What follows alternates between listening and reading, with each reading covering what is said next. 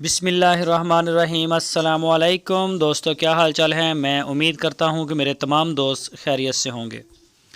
दोस्तों, नियाज़ भाई बछड़ियाँ लेके आए हैं दो। इस वीडियो में आपको दो बछड़ियाँ दिखाऊंगा, एक चोलस्तानी और एक साहिवाल। ये जो चोलस्तानी बछड़ी है ये सस्ती है और ये 2022 की कुर्बानी पे तैयार होगी। लोकेशन इसकी हरुणाबाद सिटी, ज़िला बहावलनगर। जो भी दोस्त लेना चाहें वो रब्ता करें नियाज़ भाई के साथ। नियाज़ भाई के डेरे पे खड़ी है हरुणाबाद में। और ये चेक करें जी, माशाल्लाह साहिवाल। झालर चेक करें जी, कंबल ही है, झालर क्या है इसका। बड़ी प्यारी माशाल्लाह बड़ी है। ये 2021 की कुर्बानी पे तैयार होगी ये बछड़ी। तो जो भी दोस्त दिलचस्पी रखते हों, ख़रीदना चाहते हों, वो नियाज़ भाई के साथ रब्ता करें। उनके डेरे पे जाके आँखों से देखें। जिस तरह से आप हमारे ऊपर एतबार करते हैं तो हम भी यही चाहते हैं कि हमारे किसी भी दोस्त का कोई लॉस ना हो। वो वही चीज़ ख़रीदे जो देखता है और अपनी आँखों से देख के ख़रीदे।